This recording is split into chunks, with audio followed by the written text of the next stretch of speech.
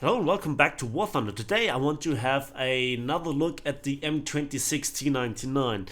So this will be some sort of light tank review because I don't really think that this tank is worth an actual review. Talking about the tank being worth it, this is currently the most expensive tank in War Thunder to get.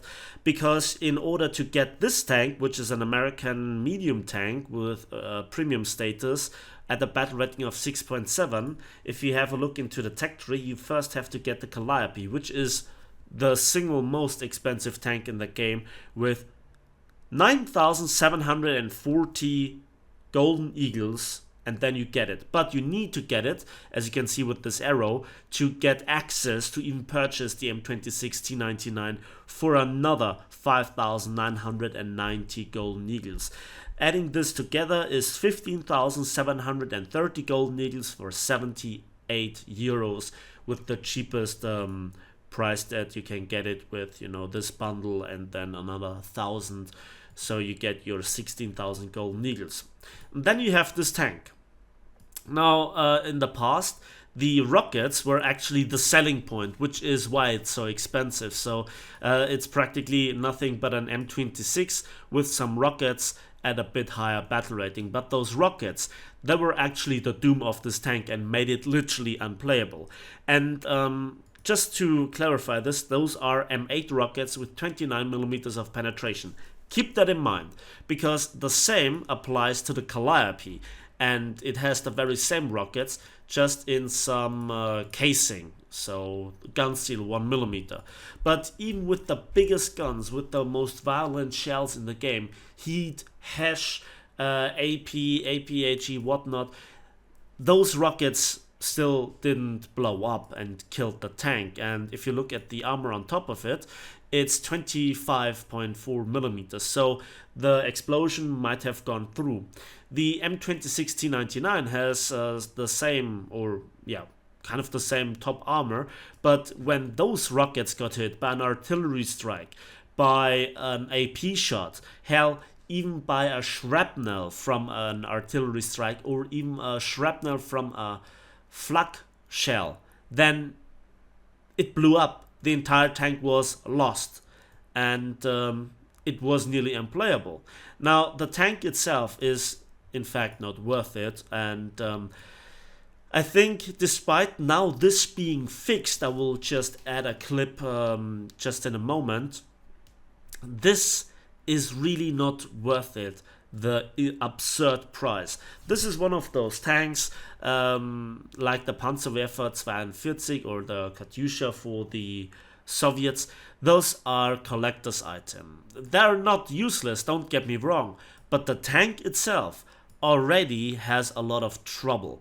The armor is not really worth talking about much. I mean, yes, if the enemy hits you here at the very sloped part of the gun mantle, then maybe, but your hull is weak, the side armor is weak, you're not the smallest tank there, and your mobility is also pretty bad. Sometimes it feels worse than a Tiger 1, and that's a heavy tank, a full battle rating lower.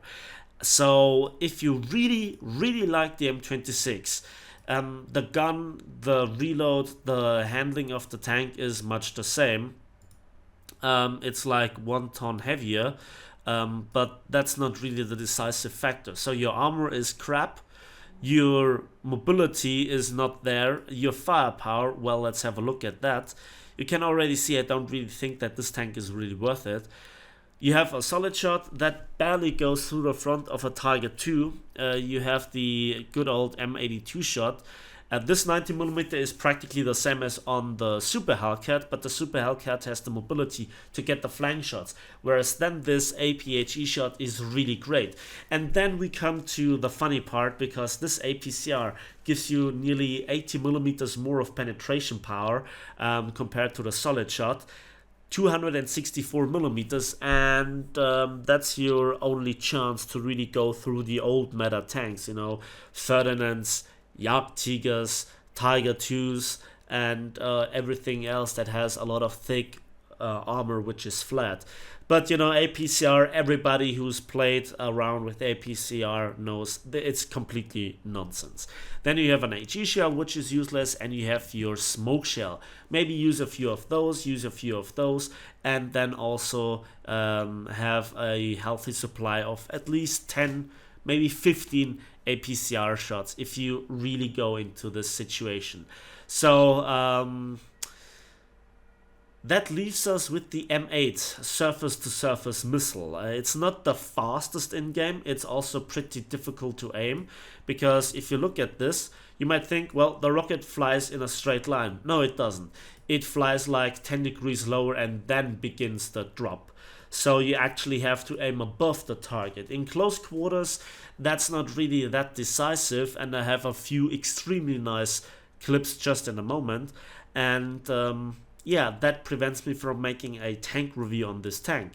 Now, this is more a video for those who made the mistake of believing that this tank is great and they purchased it in the past and then quickly realized, oh crap, this tank is utter garbage. But no, the rockets don't blow up anymore. I confirmed this in a battle, and I confirmed this in some test shooting, and all this will come now.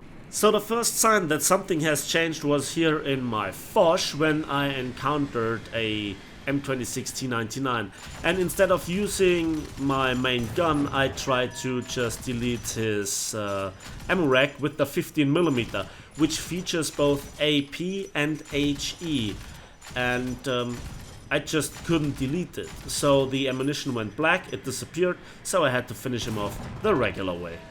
So to confirm this, I went into a test drive with OP Senator and Cyber Official. Thanks to you guys, so I could do this testing, and he shot me with both AP and also HE shells into the ammo rack, and there you can see they were no longer operational, so I had to repair them. But they didn't blow up, and the ammunition didn't get lost. Even if you got the message that the ammunition got lost, it didn't disappear.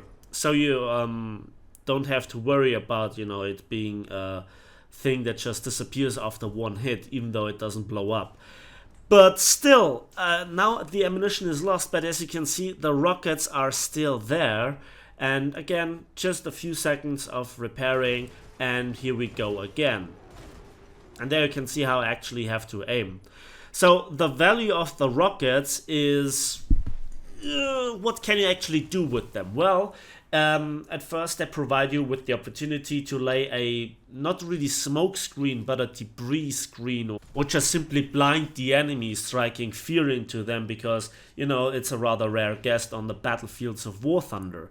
So furthermore, you can hull break certain vehicles, you can just, you know, go around the corner, you can track enemies, you can disable their gun barrels and so forth. So there are a few opportunities to make the rockets work, but those are rather situational. So I think there is now really no further need to test the rockets. It has been done. So now let's go into some gameplay. And so the maximum of troll you can achieve is in this scene.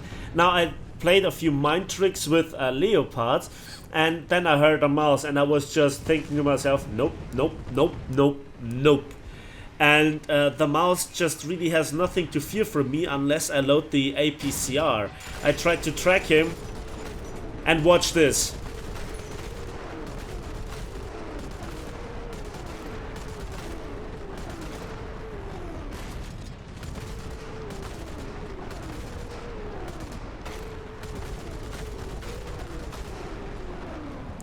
Yep, I shot trapped a mouse with a rocket, and I tracked here also this Leopard. So I got the most hilarious double strike in the history of this map, I guess. So this battle here is also very satisfying, because with one of our earliest actions, deploying an artillery strike, we actually, well, you'll see what it's be. So I think I'm already a bit late for that artillery strike, But with the very first range shot, we actually destroy an Object 96. That was deeply satisfying, but nothing really special to the tank. Now this battle was played at a time where I have usually my ping issues, my packet loss issues, and so don't really focus on that, but focus on the scenes rather. And well, you have to really be a bit bold, but not too bold, and this AMX 1972, well, that was a very lucky shot, I guess.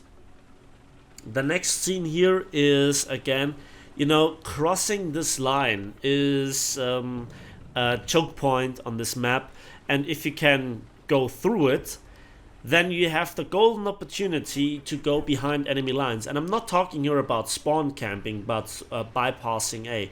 And that is an IS-3. And in this battle, I didn't really use my tank to the most, because I was not quite sure what this IS-3 was doing, because I thought that he would turn his turret and shoot me. So I just wanted to confirmation where his gun is pointed before overcommitting and then running into a Russian 122mm shell, which is not all that healthy. So now I tried my luck with the APHE round, and there we go. I at least tracked him with the transmission. He cannot move at all. So I empty my barrel and the shot didn't go off, but it doesn't really matter. I was really confused why he didn't turn his gun towards me. So I disable now his gun barrel with that shot, and it already was taken out. So I reload an AP shot, which I should not have done, and I aim for the turret. No, the transmission, yeah. And now I set him on fire, so every progress in repair is now gone. Now I reload an APCR and I aim for the, well, conjunction point of turret and hull, and I actually kill him.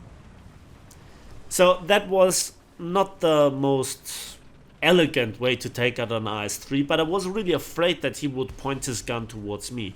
So ignore here the packet loss and the jumping around, because the very next scene tells you what might make this tank really worth for some. Because this is a tank that has some difficulties with the old meta tanks, IS-3, IS-4, Tiger 2, Jagdtiger, but with the new meta tanks, such as the RE251,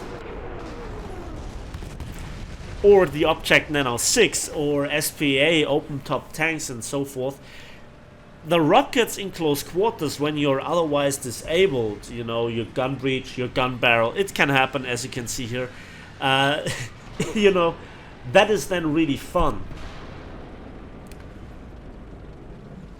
So I now want to have a nice place for some repairs, and let's make a cut here before I jump back into the battle. So we are just about to be repaired, there we go, and we can continue our journey. And the following scene is again very hilarious. I want to go to C, but before I can do that, an Object 96 is coming around the corner, my shot misses, but my rocket blows him up, but because he's an Object 96 with the stabilizer, he obviously gets a shot into me. I survive with 2 crew members, and that is what can happen at times when you get shot into the turret.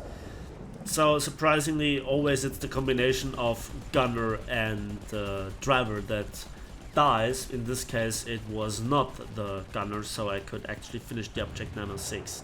If your gunner is taken out, you also can't fire the rockets, even if the enemy would be straight ahead of you. So I see a lot of action going on, and in pure professionality I want to investigate. So there's a lot of smoke in front of me, and so the smoke is about to fade. There's the marker, and the MX-30 is an easy target. And that is my 6th kill, just like that. The next scene shows another value of the rockets, and I come here around the corner on the Stalingrad map, and this T-34-85 just came around the corner at the very wrong moment. My gun was sort of pre-aimed, and that 90mm against T-34s is fun and it works, but against everything that is actually sitting at 6.7 is bad. Now your biggest advantage is that you don't face the Americans in your British tanks, but you know, it's up to you if you can rely on that or not. So I heard a tank and I'm really not, you know, feeling comfortable taking my chances here, and I didn't see the enemy. So the question is, can we fit under this bar here? Yes, we can. And we go through the building. Now I look around, but because of the advanced Gaijin's camera work, I have no idea what's there. But that tank just fired. It's another T-34 and another shot and another kill. And there is a Tiger, and he had the misfortune to bounce, and one rocket actually tracks him. So at close distances, the rockets, well, they always seem to hit the target, but if you want to hit something at longer ranges, you have a bit of a trouble. So I could reload in time and just shoot the weak underside of the Tiger and get another kill. So this is where the rockets also come in handy. They're a backup weapon. They are a weapon if you are in dire need of something, of, you know, killing a weak tank in front of you. But most of the time the enemy sees you as a trophy tank. And I think if this tank would have a heat or a heat FS round, I'd say it would have much more options, but the APCR is just against flat, unangled armor, which severely limits its penetration power effectively on the battlefield. The Russians are a tough nut to crack, believe me that. Again, IS-3, IS-4, T-54s, they are not that easy to be dealt with. So again, I stop, I look at the map, I analyze the situation. I'm a slow tank, I cannot really react to an enemy. I need to surprise the enemy. So the tank is not that nice to drive. It really is way too sluggish for my taste, and it is like a heavy without armor, and the firepower is also not the greatest. So here I am again looking, and I see my opportunity to kill another T-34-85. Great stuff right there. Now obviously if you are top tier, you have much more targets to shoot at with your main gun. So again, I crit here the ZSU-37, and I want to finish him off with the rockets, but he is at a bad angle. It's difficult to even aim at a target like that with the rockets. You have to aim again the 10 degrees upwards with your main gun, so the rockets actually fly somewhat into the raw direction of the enemy. And it's not always guaranteed that you hull break them. So now if you think about the price, what the tank actually can do, the situations, and all this combined, is the tank actually good at making your money, civil lines and other progress? The answer is it's also not convincing in that matter. I think if you have the M26 E1, not the Super Pershing, but the M26 with the long barreled 90mm, in many situations you have a better package. And of course, if you have the Super Hellcat, you can use the mobility and have the same main armament basically. If you have the T99, you just have an absolute awesome, or an absolutely awesome heavy tank. But very often in War Thunder you have those standoffs. For example, in this case, I tricked the Waffenträger to come out again, or I wanted to trick him to come out again,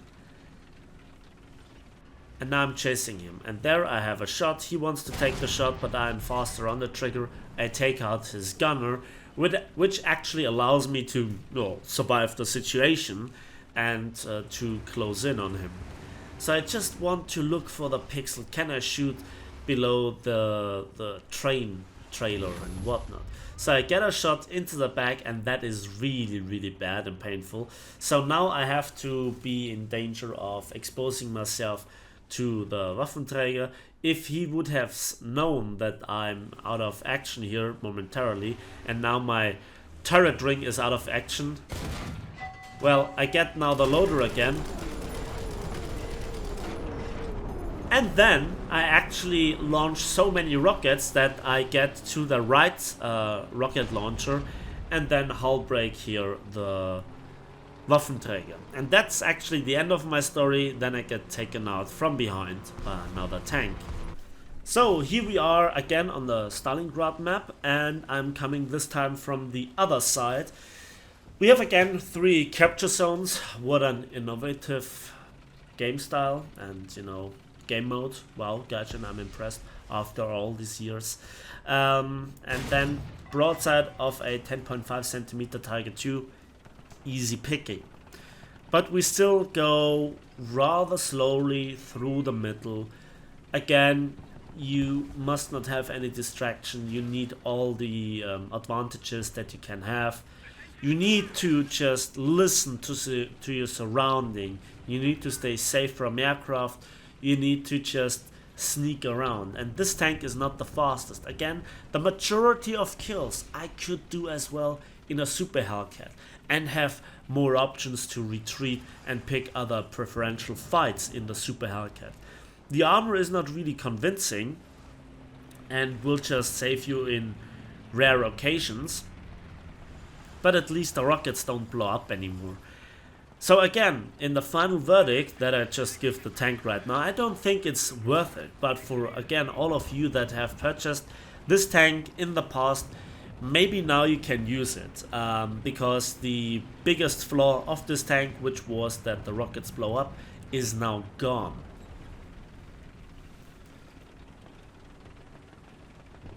So again, you have the problems with the firepower and the lack of mobility and lack of armor. So you see, I'm repeating myself already here. And then I look around the corner and I see 2 tanks, one of which is in the road. He's looking the other direction. It's a Kugelblitz, easy killing from the front by just simply shooting the driver's U-port. So this is the great post-penetration damage effect of the M82 shot. And now, what do? I am close to the enemy spawn, but I don't want to spawn camp. Again, the enemy will know that I'm there. To pick enemies apart from the front is not that great, so the Coelian, well, easy picking again here. The ammunition blows up. Great post-penetration damage effect, again with the AP-HE round. But you can see it's not the most exciting tank to play. It's not the most awesome tank to just storm forward and taking the enemy by the horns, or the enemy bull by the horns. You really have to pick your fights, and I think if you look at it, I'm not quite sure why at this moment I use this tank instead of a Super Hellcat, which is significantly cheaper and more maneuverable. The gun, the ammunition is quite the same. I saw an enemy tank and, well, easy picking on the Nash one. And no, it's not called Nash one, just because the S and H is like the English sh, because in Germany you would write it SCH, and then that's the sh. Somebody asked me if I could tell this, so here's a German lecture. So it's Nashorn and not Nashorn. That sounds really weird, but I digress. So let's move on, and now I just want to switch the side. My enemy team obviously has the advantage. We have all 3 capture zones. No need for me to just storm forwards mindlessly and blind and get killed easily. So I think when an enemy sees this tank at medium to long range in the open, which is a normal tank, then very often I think they are just thinking, oh, a trophy killed. I've never killed this tank before. I need to kill it. So very often enemies are approaching you very, very aggressively. Again, here I have the fortune that the Coelian just came out to pick a fight with another tank, and again I had a very easy shot into the top side of the turret, and again I blew him up. And that's my ace right there. However, for a quick moment I was in the enemy spawn point. It was not my direct part, but due to, or it was not my actual direct intuition, but you know how the War Thunder maps are laid out. If then at some point you want to turn around and just want to get away from the front line, there's always a tank that shoots you in the back, and you know, you learn very quickly that retreating from the front line in French style is not saving your life very often. If you have committed to it, again, this is down to the War Thunder spawn mechanic, spawn protection, spawn protecting area, and all those things that just at some point you are in great risk of overextending. And especially in this case, I'm again making sure that I can see the enemy. Now I see on the minimap a heavy tank being marked by a light tank, so I want to help him out with a shot into the rear or the side, again with the APHE. In this tank I think the solid shot is not of very great value. If it would have 210 millimeters of penetration, sure, it would be a lot more worth, and you know, it would be a great rivalry to the APCR round in terms of raw penetration power, and you know, with the greater normalization, greater post penetration damage effect, that would then be different. But here I just have to go over the open. I don't really feel comfortable, and it's sheer luck that I get away with it. The heavy tank that was spotted on the map was taken out by an ally, so now I have to just go. And you can see our team has the clear advantage in terms of player numbers. We still have not lost a single cap since the beginning, I guess. Yeah, maybe there was one capture zone. And now an Ostwind took out the M42, and that attracts my attention. But in order to investigate that, guess where I have to go? I have to go into the direction of the enemy spawn. And if, you know, enemy tank comes from there, well, I'm kind of in the shit because I'm again in the open.